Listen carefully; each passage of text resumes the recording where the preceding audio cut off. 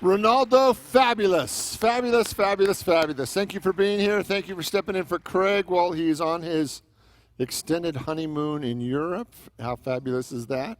So we're glad you're here. Thank you very much for being here. If you're watching online, thank you for being here, part of this on the ministry online. Thank you for being here as well. How are you all this evening? Was the weather perfect today or what? We have to say that so everybody online still comes to visit Phoenix in June and July. I think it was kind of a balmy 119, 113, 100 and hot. It was just 100 and hot. So we're glad you're here. We're glad the air conditioning works tonight. So are you ready for a great service? Okay, there's two things we have to do tonight. We have to have a profound experience of God. We need to feel the presence of God that's within us and all around us. And the second one, we need to be inspired to live our greatest life. So you ready for that? Okay, our opening statement tonight.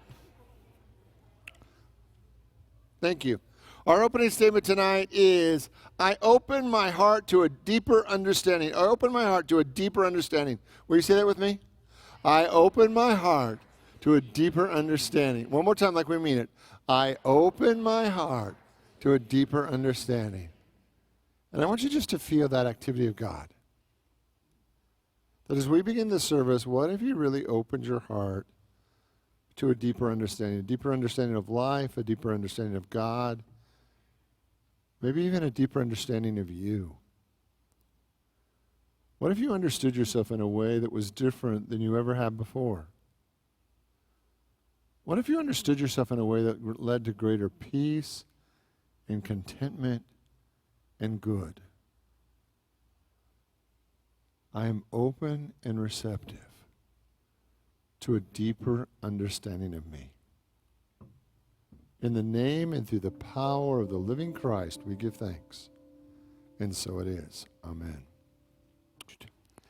Let's affirm together our mission statement, shall we? Together? There it is. Unity of Phoenix is a loving spiritual community that welcomes all people and honors all paths to God. We are dedicated to transforming lives by inspiring and awakening individuals who discover God's Spirit within them. All right, this is our time of meditation. If you haven't already turned off your phone, this is a good time to do that. I invite you to become still, relaxed, and feel the presence of God that is within you and all around you.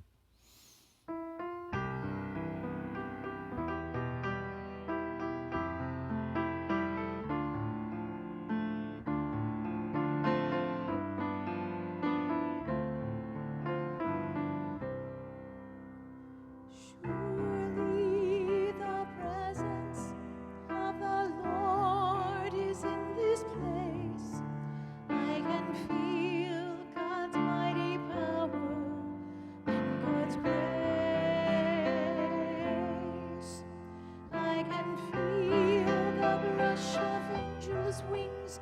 I see glory on each face. Surely the presence of the Lord is in this place. Tonight I want you just to feel the presence of God that is within you and all around you. Take a deep breath. Breathe it into every cell and fiber of your being. Let every cell and fiber of your body be nourished by the pure life force of God. So with every breath, breathe in and allow your body to be fully supported. Allow your body to be nurtured and supported by all the ways that God is.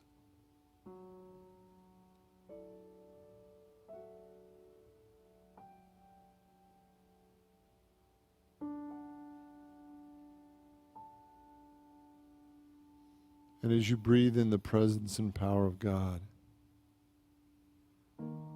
I want you just to begin to examine within your soul any place that feels hungry or needy,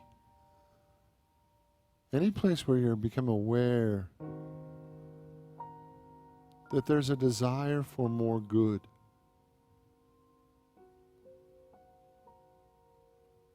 That wherever we're hungry, wherever we feel thirsty for God, we know that every desire can be fulfilled by the infinite Spirit of God.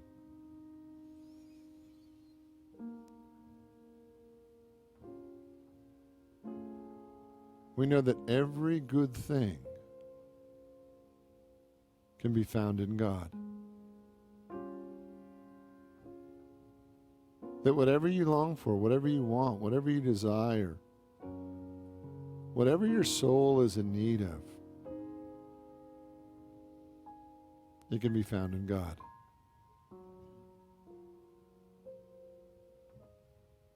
And the moment we put our full focus and intention on that Spirit, that living, infinite Spirit that is within us and all around us,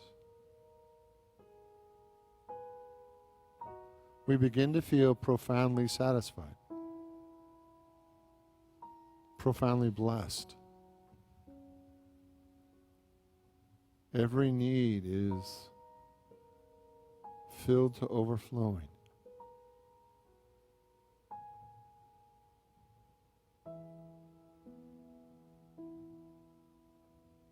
Wherever you have been hungry, wherever you have felt in need,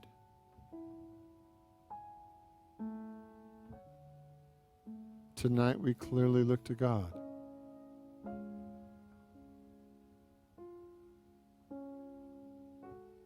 We look to the infinite Spirit and power and light and love that God is.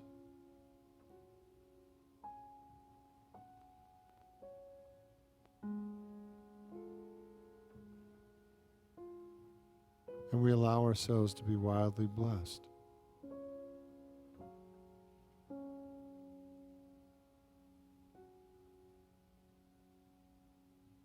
God fills my every need.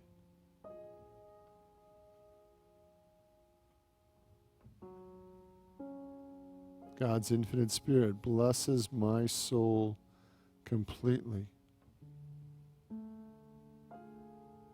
Whatever I desire, whatever I long for, I know the source of every need is God.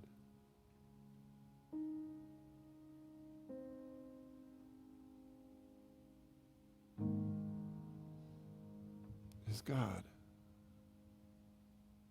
My God. And that I have a connection with the infinite.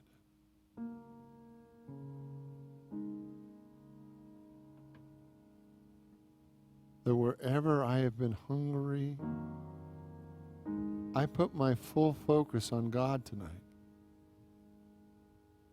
Whatever my desires have been, I put the full focus on God tonight. Wherever I felt needy or alone,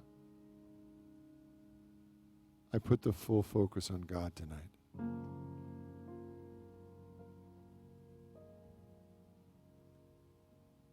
And let my soul know complete.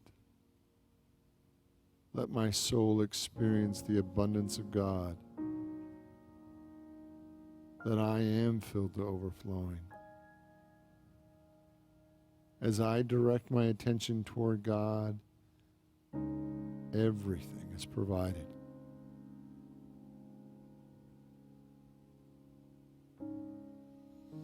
So in the name and through the power of the living Christ tonight,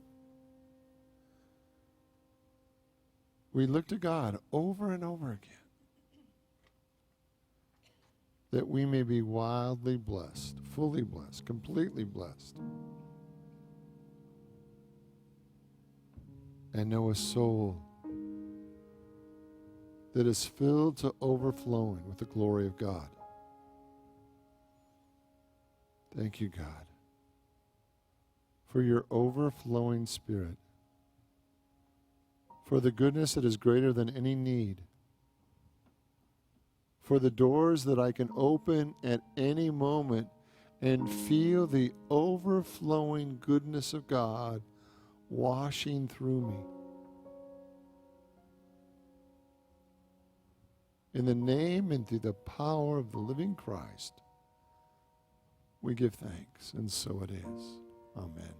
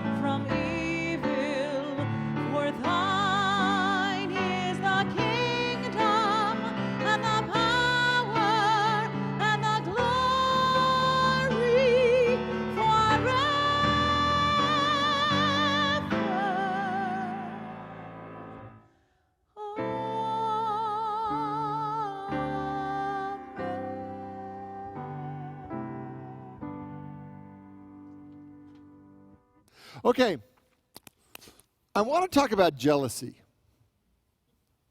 I do. I want to talk about the places where you get jealous. Does anybody get jealous ever? Or are you guys just too spiritually advanced for that? Because I want to talk about jealousy. And I want to talk about envy. And I want to talk about the times when you look at your neighbor's stuff and you say, but I want that. Right? Or why does he get that or she get that? Or why does their yard look so much better than my yard? Or why do they get to drive that car? Or you see a couple in a restaurant and you go, oh, look how sweet, they're in love. I want that. Why don't I have that? Why don't you treat me like that? Right? Have you ever done that to yourself? I want to talk about that because I think there's much more room for jealousy and envy and wanting other people's stuff than we've ever allowed to show up in our life.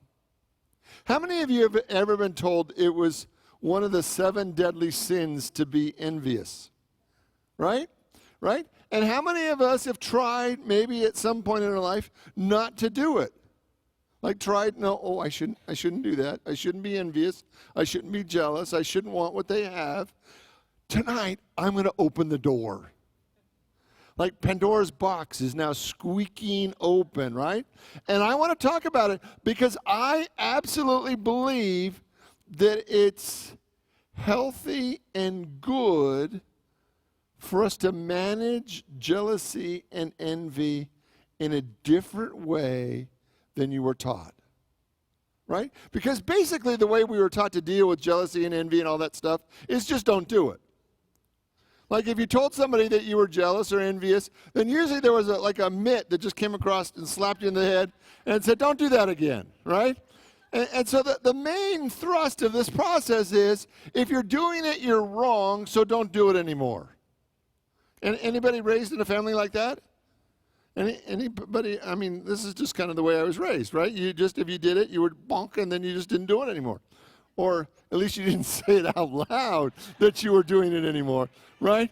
Because the deal is you learn that if you don't say it out loud, that you don't get the back of the hand, right? So then you're just quietly envious, right? Or you're just quietly jealous. You're quietly wanting other people's stuff. And in unity, we just make a lot more room to be much more verbal about it, right? And what would happen if we got to actually say out loud the stuff that we were just a little jealous about? And what if there was actually a spiritual process that we could engage that really took us deeper? And what if it actually was a way then of opening our soul to more and more of the goodness of God? Because what if the longings of your heart were just okay? What if you see somebody who's living a great life or having a great relationship, has a great job or whatever it is, and you think, I'm okay with that. I want more of that, right? Because for most of us, we begin to kind of live our life in our little circle, right? In a little bubble and how we're doing our life, and we're just focusing on ourselves and what we do and how we do it, and we're living in our little bubble, and we get used to life in our little bubble the way we do life, and it's all kind of cozy in our little bubble, and it's all our bubble. It's just the way we do life, and it's the way we've been doing life for a while, and so it doesn't really make any waves. It's not really any problem. It's just our little bubble. This is our little life. We enjoy our little life, and we're very grateful for it each and every day for our little life. And then something happens, right? Something boop, boop, boop, boop, boop, boop, boop, boop, walks by our little bubble, and we say, dang, that's interesting. That's bigger, better, greater than I'm experiencing over here. How would I open to a greater blessing from God? Okay? How many of you can know what all the 10 Commandments are? Anybody? We got a few people. Congratulations. Do you know what commandment number 10 is? Thou shalt not covet, right? Thou shalt not covet thy neighbor's house. Notice which is first, right? I always thought this was interesting. Thou shalt not covet thy neighbor's house. Thou shalt not covet thy neighbor's wife was secondary to their house. I'm just saying, right? Or his male servant was first before his female servant. His donkey or his goat or anything else that belongs to our neighbor. So thou shalt not covet, right? And so it's what we hear in that commandment is thou shalt not really look over thy neighbor's fence and see anything that the neighbor has or is doing or is being and wanting that stuff, right? And what if noticing other people's good actually activates something in our soul that takes us higher? Right? So what if in noticing other people's good, if it doesn't spark something in our soul that says, well, I want some of that. I want greater love or joy or work or abundance or health or whatever it is. I want some of that. And what if that's 100% a spiritual process? What if it is by design for that we notice other people's stuff? Now, what is coveting? Let's just go to the thing. What is coveting? Coveting is when you see what somebody else has and you want that.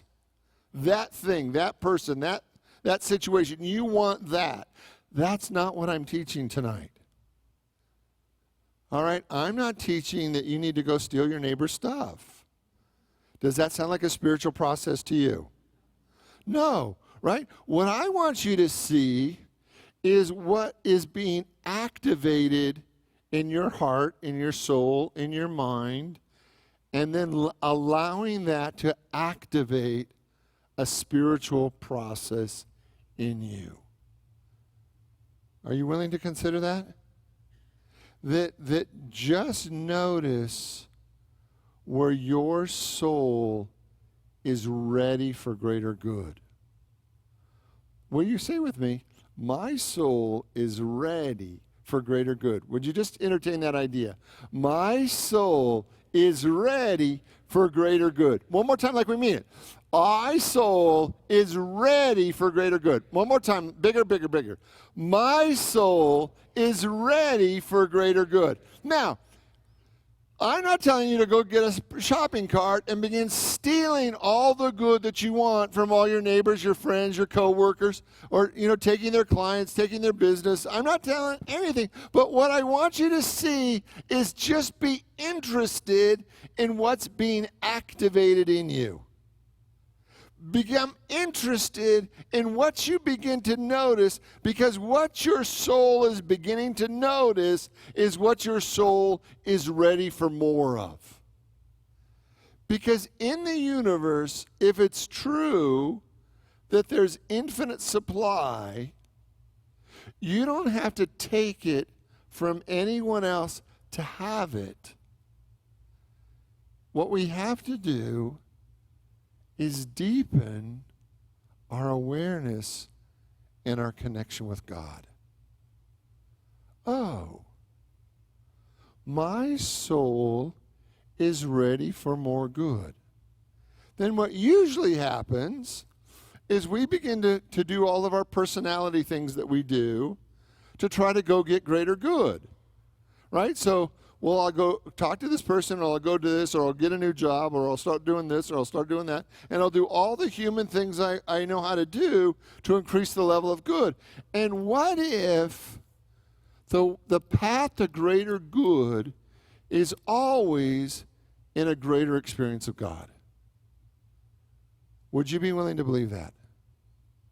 So every good thing that you see outside of you is really an invitation to come back to yourself and to activate that relationship with God that you have to bring forth more good into every area of your life. And that's what I want to talk about. I want to talk about how do we move from this idea that it's sinful to an idea that we can be fully satisfied. Because I actually want you to be paying attention to higher levels of good. I want you to be paying attention to that. And those things that spark your soul, I want you to dive deep into God and activate a greater relationship with God than you've ever had before, so that you can live a life that is more full, more blessed, more wonderful than you've ever known before. But over and over again, it's not about going out there and stealing it from somebody else. It's not even about longing to grab whatever your neighbor has and pull it into your yard. But it's an invitation to engage in a spiritual process that most of us, in one way or another, have learned to resist. Can you think of a time in your life where you didn't really want to deepen your relationship with God? You just wanted more stuff. And you think, well, that was today, right? Right? I don't really want a deeper relationship with God. I just need to know how to use God to get more stuff in my life. Right? Like there's supposed to be this path, and I want to know what this path is. And I'm saying over and over again that notice what your soul longs for, notice what your soul wants, notice for those things that are being activated in you, but then use that energy to go deeper. Let me give you a couple quotes. How many of you have heard from Matthew 6:33, "Seek ye first the kingdom and his righteousness, and all these things will be added unto you as well"? Everybody heard that quote? Okay, so what is Jesus saying with that? That every time you go to God first, you get everything. But when you put everything before God, sometimes we get ourselves a little sideways. Okay? From the Course of Miracles. The peace of God is everything I want. I want you just to hear this. The peace of God is everything that I want. This is from lesson 205. The peace of God is my one goal, the aim of all my living here, the end I seek, the purpose, my function, and my life. What if that was true for you? What if it was true for all of us? That the peace of God is what we want, right? So noticing the good, noticing the blessing, noticing what our neighbor has, noticing a bigger life, noticing how good it can be. I'm not talking about living in constant anxiety about what's next. I'm not talking about living in a place where you're not satisfied with your life. What I am talking about today is noticing those things that begin to tap at the door of your soul, and you know that it's God really offering you a bigger life. I am ready to be fully, completely blessed. Will you say that with me? I am ready to be fully, completely blessed. One more time. I am ready to be fully, completely blessed. Okay, so we've been using this little amazing little book called Lessons in Truth. And this chapter we're on spiritual understanding. Let me read from the second paragraph. Understanding is a spiritual birth, a revelation of God within the heart of man. And then let me share this one with you. Every person in his heart desires, though he may not yet know it, this new birth into a higher life, into a more spiritual consciousness. Everyone wants more power, more good, more joy, and through an unawakened mind, it may seem that more money is good, or more good is what I want. Nevertheless, it is always God. It is always good that we crave. Are you willing to believe that? That it's always God, it's always good that we crave. So spiritual understanding says that whatever I see, whatever's going on in my life, the answer to whatever it is God. Now, you may not think that that's a radical stance, right? But that's not how most of us are living. If we see something we want, we go out and try to make, get, have, whatever that is. And what spiritual understanding says is that the path to everything that you desire, the path no matter what it is that you desire, can only be found in God. Right?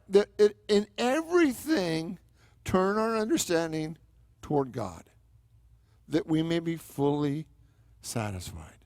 Now, let me just show you how to do this. When you're coveting somebody else's stuff, are you coming from a place of fullness or a place of lack? Like, they have it and I want it. That, by definition, is lack, right?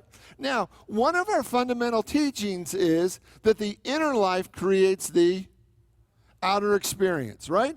So when I'm coveting my neighbor's stuff, I'm holding a level of lack internally because I think they have stuff, I want stuff. There's a level of lack so that if I'm holding lack within me, what do I keep experiencing outside of me? More and more lack, right? So that's not the way we're doing this. That is not spiritual understanding. Spiritual understanding is I see something I notice. I notice something. I see something I desire. I see something I want even, right? We then take it in, and because we notice it, because we want it, there's automatically a place within us that feels that we don't already have it. And this may sound weird, but I want you to see if you can just kind of ride with me on this one, right? So if we having somebody like this car that we've always wanted, or this kind of relationship, or this job, or this promotion, or this amount of money, or whatever it is, right? What I want you to see is that when you notice it and want it, it automatically shows you that you don't feel like you already have it. Well, I don't have it. I don't make that kind of money. I don't have that kind of relationship. I don't have that house. But what I want you to see is that when you notice it, you're automatically noticing your own limitation. And this is really important, right? Because when you notice a limitation, what you begin to see out there is a greater life than you're feeling that you're having in here. And that limitation, that separation, creates not having. And coveting only creates more and more separation and not having. So the moment we notice that we want something, the moment we notice that we have a bigger desire for life, for whatever it is, we actually have to turn our attention to God and be satisfied first from the inside out. That you actually have to experience your oneness with God. Seek ye first the kingdom and its righteousness is turning your focus within so that it's satisfied first from within before it can ever show up out here. Right? And so what we do is all the outside things, but we never really move our focus of our attention to inwardly. So the question then becomes, is there any place in me where I believe that I can't have that level of good? Is there any place within me where I believe that I don't deserve that level of good? Is there any place within me that doesn't believe that level of good is possible for me? And as we put our focus inwardly, we can actually begin to be soul satisfied in a very deep, wonderful, profound way. And once we've made the connection on the inside, are you willing to believe that then the outer reflects that, and that's what you desire is then able to be drawn into your life because you've made an internal shift? Does that make sense? Did I explain that in such a way that you understand what I mean? Right? So that every time we notice something that we decide we want, it automatically demonstrates a place in us where we're holding an internal lack or limitation. And as we go to God and as we focus on God, as we look and experience the infiniteness of God in that place where we need it the most, that healing occurs, that transformation happens, from that internal transformation, then our life begins to outpicture in a much greater way.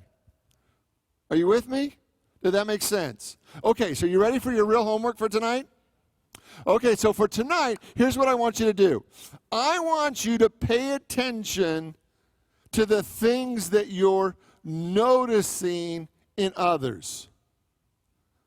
Like, are you noticing the cars that other people are driving? Go, wow, why don't I drive that car? Are you noticing the houses that people are living in and say, wow, why don't I live in that house? Are you noticing the relationships that other people are having? Are you noticing the work, the money? What are you noticing in other people? And instead of telling yourself, oh, don't do that, oh, you greedy little thing, what are you doing? Right? Instead of shutting yourself down for that, I want you to take that to God. I want you to go directly to that place where you feel your connection with God within you. And I want you to see if you can first experience it within. I want you to touch the infinite Spirit of God within you and heal that disbelief. Heal that sense of separation. Heal that thing that says it may be possible for them, but it's not possible for me. And I want you to heal that first. And then once that's healed on the inside, I want you to trust that it's going to come to you on the outside. Now, that doesn't mean that you might have to take steps and actions to create it out here, but I want you to first create it in here before you try to do it out there. Okay, does that make sense? Are you with me? You want to try it? So what is spiritual understanding? What is it as a concept? What does it mean? Somebody help me with this one. Okay, I did a good job. All right. So let me just give it to you one more time, right? Spiritual understanding says that everything that I want, need, or desire is only possible through a greater relationship with God. Is that true? Did I mention that at all in the last 25 minutes? Does it just ring it all slightly true with something I've said in the last 25 minutes? Right? That's it, right? So spiritual understanding says that whatever I desire, I have to turn within to have. Because if I don't turn within to have, I'm not really getting the full benefit of being blessed and transformed from the inside out. That's my work. So what do you long for? What do you desire? What have you been jealous of? What have you been envious of? What part of your neighbor's good have you been paying a lot of attention to? And would you willing to turn within and let God fill you up from the inside out? We're going to pray. We're going to do that. Are you willing to try it right now? Okay, so before we go into prayer, I want you to think of one thing that you've been noticing in your outer that you've been paying attention to. Maybe it's somebody's car, their relationship, their house, their work, their income, whatever. You decide. I want you to grab hold of one thing, and we're actually going to go through the process, okay? Okay, let's close your eyes. And I want you to put the focus within you, within your deeper soul, within your connection with God. And I want to see if you can kind of feel maybe even a little bit of separation there. Like maybe it's okay for them to have it, but I'm not sure how to create that in my life. Maybe it's okay for them to be blessed in that way, but I don't know if I've ever been blessed that way, that much, that I've ever been that happy, that prosperous, that loved. And right there in that place, that maybe the place within your soul that's been banged or bruised, I want you to let God come right there into that deeper desire. And I want you to actually see yourself with that desire completely fulfilled within you. I want you to see that desire completely fulfilled. I want you to see yourself live in it. I want you to feel the joy and the excitement of fully living that desire, that you're actually unleashing the infinite goodness of God within yourself, within your own being, within your own soul, within your own mind, within your own heart. I want you to see yourself living your desired outcome.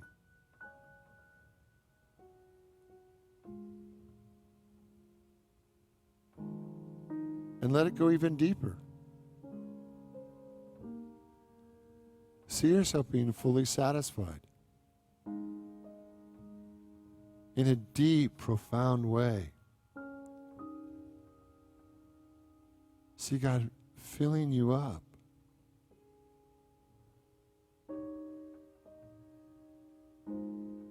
And see if you can feel the difference from that time when you saw need or lack or limitation or felt banged or bruised, to how good it feels to actually see yourself being completely fulfilled in life.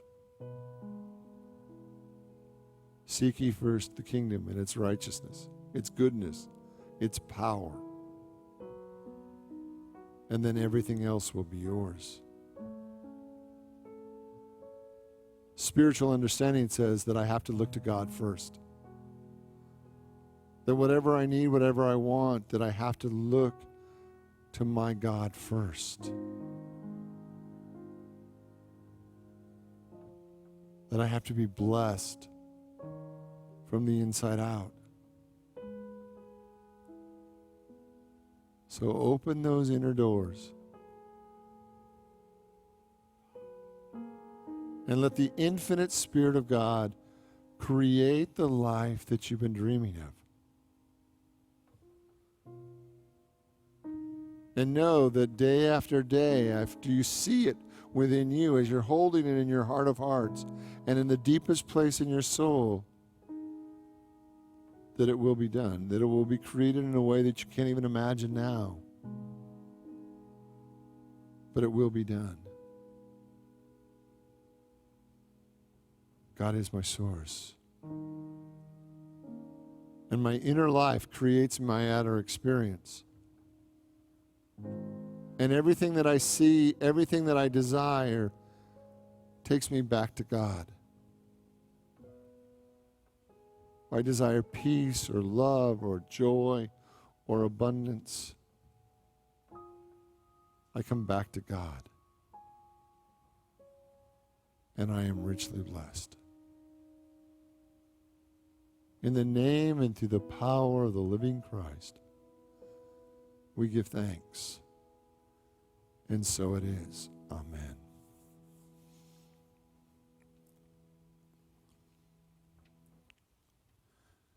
Could you do it? Could you feel it?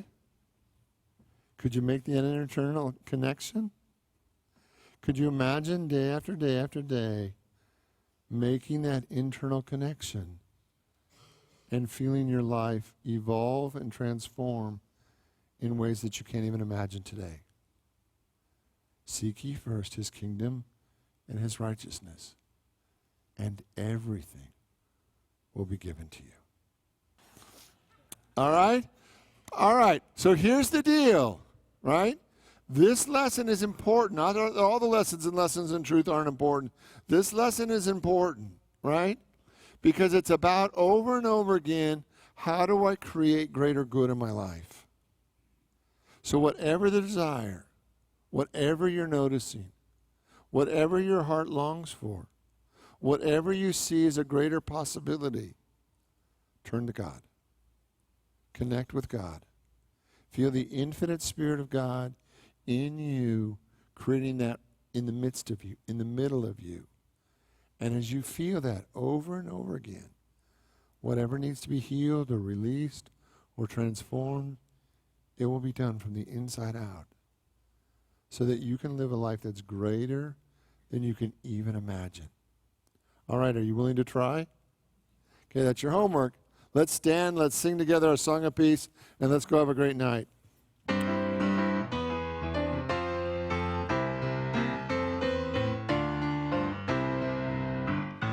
Let there be peace on earth, and let begin with me. Let there be peace on earth, the peace that was meant to be. With God as creator, family all are we. Let us walk with each other in perfect harmony. Let peace begin with me. Let this be the moment now. With every step I take, let this be my joyous vow.